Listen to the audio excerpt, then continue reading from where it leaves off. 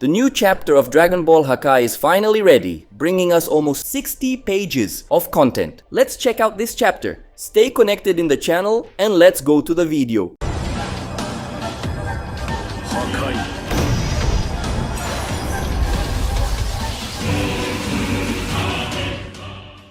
Before we start with the chapter, I just want to ask you to leave a like on the video and subscribe to the channel. That really helps us a lot and lets us know that you support this story. Done that? Alright, then let's jump into the chapter.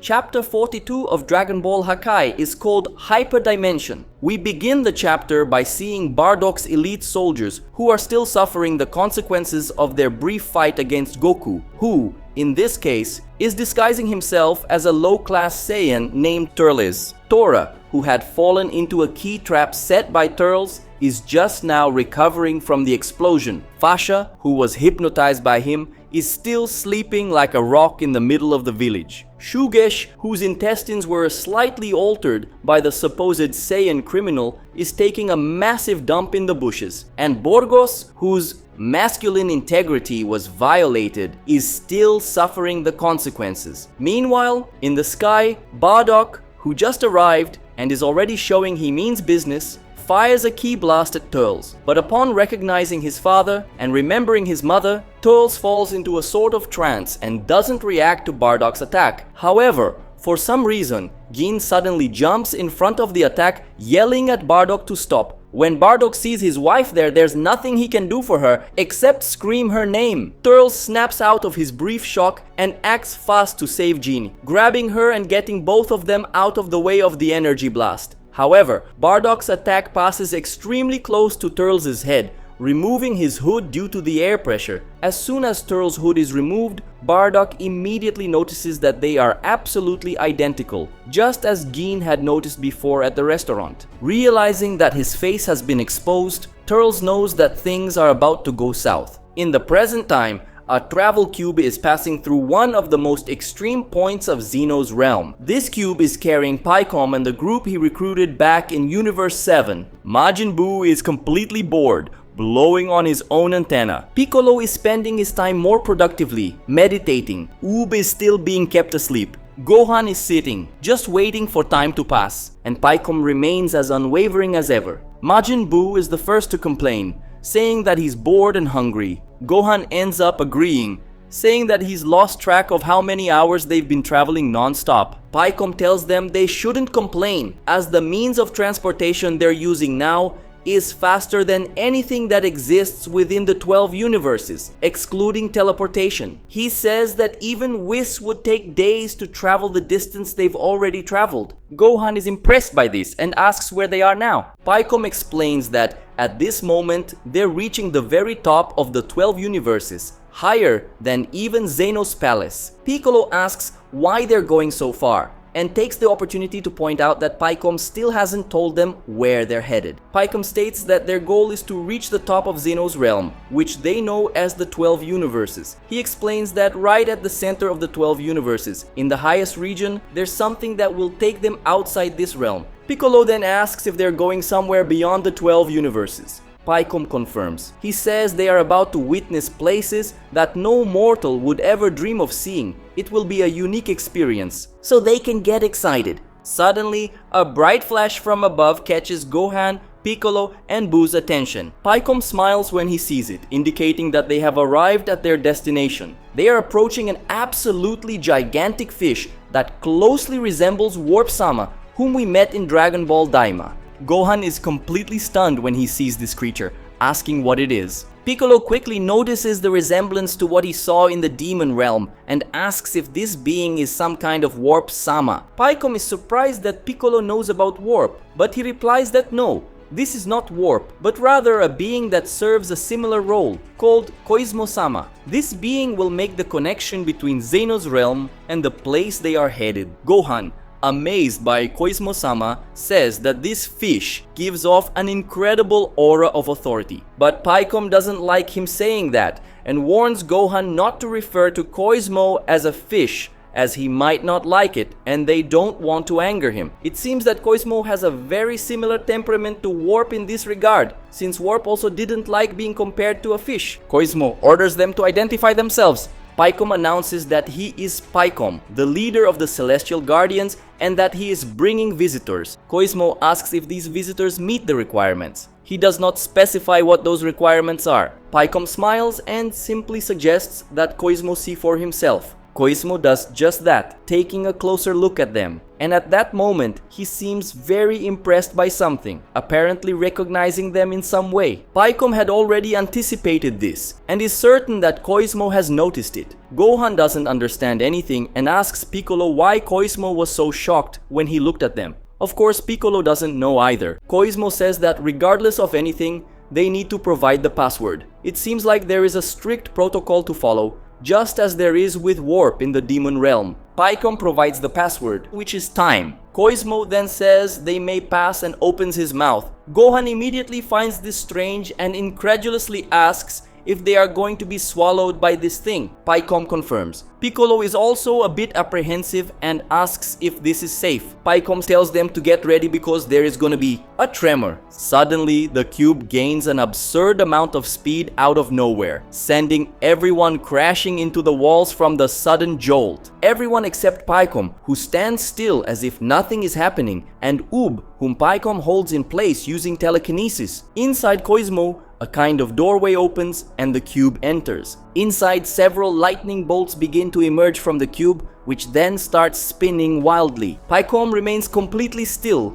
also ensuring that Oob doesn't suffer any damage, but the others aren't so lucky and get slammed around inside the cube. After the cube spins and distorts so extraordinarily that it almost turns into a kind of magical vortex, it finally passes through a hole and is expelled by Koismo right through the butt, just like with Warp. The cube is launched directly onto a bridge, seemingly in a very isolated place. Inside the cube, everyone is suffering from the intense spinning they just endured. Gohan says his brain feels like jelly. Piccolo admits he thought he was going to die, and Majin Buu just collapses headfirst onto the ground, completely dizzy. Pycom, on the other hand, seems excited and tells them to stop complaining and look ahead. They do, and they are met with what is probably the most incredible sight they've encountered so far, a place called Hyperdimension. From what we can see, they were expelled by Koismo-sama directly onto this bridge. This bridge leads to the massive castle in front of them, and it seems that all of this is situated in a place that has a cosmic-like vibe, but is somewhat different from what a universe is. It's a truly curious place. Gohan, astonished by what is right in front of him, says he has never seen anything like this place. Piccolo asks where they are. Pycom explains that this is the Hyperdimension, a dimension situated above the 12 universes they know, which he refers to as ZENO's realm. Below the bridge they are crossing are the 12 universes. Gohan finds this incredible and asks if they are flying over the 12 universes at this very moment. He also asks if they would fall into them if they jumped off the bridge. Pycom replies that things aren't that simple. He explains that if they were to jump from this bridge, they would be obliterated by forces far beyond their comprehension. This both frightens and intrigues Gohan. Pycom explains that although it looks like they are very close to the 12 universes, there is a dimensional barrier separating them. As far as he knows, this barrier is impenetrable. In fact, the very purpose of the Hyperdimension is to separate the realms. Piccolo recalls that Beerus explained these so-called realms when he was on Earth. He confirms with Pycom that the 12 universes make up a single realm among 7. He also recalls that the Celestial Mages are from another realm, a place outside the 12 universes. Pycom confirms all of this and explains that the 12 universes they know are part of a single realm, the realm of ZENO. The Celestial Mages belong to another realm, the realm of Zarat. Besides these two, there are 5 more realms. Piccolo asks which realm they are currently in, since they are outside ZENO's realm. Pycom says that, in fact, they are not in any of the realms. At this point, Majin Buu is completely confused and says he doesn't understand anything. Pycom explains that the Hyperdimension does not belong to any of the 7 realms. Instead, it exists above all of them, right at the center. The realms are not connected to each other. The only thing linking them all together is the hyperdimension. The bridge they are now crossing connects the hyperdimension to ZENO's realm. Each realm has a Koismo-sama like the one they just used. Each Koismo leads to a bridge like this. I think we get how this works now, right? At the highest point of each realm, there is a Koismo-sama, a sort of living portal. Koismo pulls people out of the realm and takes them into another dimension, the hyperdimension, launching them directly onto one of these bridges. Each realm has a different Koismo and a different bridge. By crossing the bridge, you reach this giant castle at the very center, which appears to be the heart of the hyperdimension. Pycom concludes by explaining precisely this. Each bridge leads to the center of the hyperdimension, and as far as he knows, there is no way to travel between the realms except through this place. Pycom points toward a location, which he identifies as the place where passage through the hyperdimension is controlled. This place is the castle of the Warden of Passage, the gigantic castle we saw at the heart of everything. Now, seeing this colossal structure up close, Gohan is awestruck and asks what this place is. Pycom replies that it is the castle of the Warden of Passage, where all the bridges connecting the realms converge. If you want to travel from one bridge to another, you must pass through this castle. If you are caught trying to bypass it, you could meet a rather tragic fate. Piccolo notices something above them and asks if it leads to one of the realms. Pycom says no. He explains that it leads to the celestial world, his homeland and the place they are heading to. Gohan understands now and states that the celestial guardians live outside the realms. Pycom confirms, explaining that they live in the celestial world, a place that, like the hyperdimension, is a neutral zone beyond the 7 realms. Piccolo understood this part, but he has a question. This place they just arrived at was supposed to be in the center of the hyperdimension, which is above and at the center of the realms, so Piccolo doesn't understand how they got there so quickly, since they theoretically crossed half of a realm, so it should have taken them more time to get there. Pycom explains that space works differently there. A space that would take them a long time to travel through in any of the realms, here they can cover in a fraction of a second. There are many places like that, where space and or time work differently. As they continue forward, they reach the castle gates, which begin to open magically. They proceed inside. Gohan asks why they have to enter this castle instead of heading straight to the celestial world. Pycom explains that it's because to go to the celestial world, just like it is to travel from one realm to another, it is necessary to have the permission of the Warden of Passage, the owner of this castle. He, as a celestial guardian, has free access to the celestial world, but they do not, which is why he needs to ask the Warden for permission. Only now do they realize where they are, and they are awestruck by the sight before them. A colossal hall with a true titan seated at the far end. That titan is sitting on a chair, and near him, someone is kneeling for some reason. Majin Buu is really impressed, commenting on how huge that guy is. Piccolo says he's not just big in size, he can sense that this guy is invincible, even though he can't feel his ki. Pycom starts walking ahead and then calls for them to follow. They move forward. Piccolo remembers what happened before they entered the hyperdimension, and asks why Koismo-sama looked so surprised when he saw them. Pycom is a bit ambiguous in his response. He says there is something special about them, and Koismo could sense it just by looking at them and feeling their aura, which is why he let them pass. He assures them that this will be explained in more detail later if the Warden approves their passage. Piccolo is tense about this, admitting that the fact that this giant needs to approve them makes him uneasy. Gohan asks if all this giant does is act as the doorman of the realms. Pycom warns Gohan to be careful with his words. He explains that the Warden of Passage is not just a simple doorman, he is one of the most fundamental pieces in maintaining balance between the realms. Without him, things would be far more chaotic, as improper traffic between the realms would cause constant problems. In fact, he was responsible for creating the Celestial Guardians. He states that the Warden of Passage is one of the most respected beings in all of existence. Speaking of the Warden, he remains seated motionless in his chair, eyes closed, seemingly deep in thought. Below him, waiting for whatever it is the Warden is doing, is that mysterious figure. Looking more closely, they can see that this mysterious figure strongly resembles an angel, both in appearance and attire. Noticing the resemblance, Piccolo remarks that this guy looks a lot like Whis. Pycom says that's because they're from the same race. This man is an angel who has undoubtedly just come from the angel's home realm. Piccolo is surprised, emphasizing whether Pycom is saying that angels are from another realm. Pycom confirms it, saying there's a whole story behind the angels they know, but he can tell it another time if they want. Looking at the Warden, still immobile and deep in thought, Gohan asks why he's like that. Pycom explains that the angel kneeling before the Warden is undergoing judgment, and the Warden is undoubtedly making his decision about this angel right now. Gohan asks why this angel is being judged. Pycom responds that, judging by his ki, this angel was a deity in his realm but has died. The Warden is deciding whether to accept him into the celestial world or not, based on how he lived and died. Piccolo is astonished that this man is actually a god of the angel race and deduces that he must be incredibly powerful.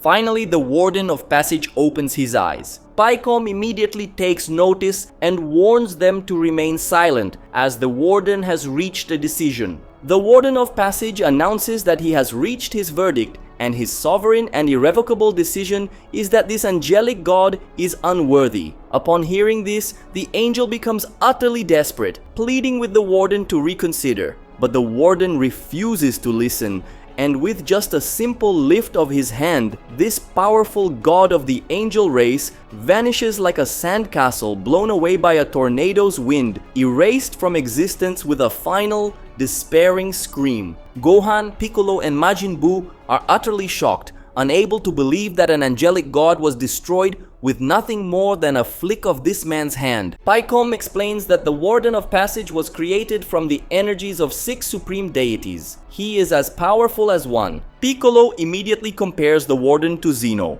asking if he is as powerful as ZENO. Pycom thinks about it for a moment and concludes that since ZENO is by far the most careless among the supreme deities, it is very likely that the Warden of Passage has far more abilities than him. Gohan, Piccolo, and Majin Buu are left in shock upon hearing this. They definitely didn't expect to find someone stronger than ZENO here. Pycom also takes the opportunity to warn them that the Warden of Passage is not known for his good mood, so they better be careful not to anger him, or they will all be killed, including Pycom himself. The Warden then calls out to them, and at that moment, I am absolutely certain that not even an atom is passing through the 3 of them. Meanwhile, on planet Vegeta in the past, King Vegeta is completely in disbelief at what he's seeing, asking if this is some kind of joke. He's looking at Turles and Bardock, who are standing side by side in front of him. He asks how these 2 guys can look so alike.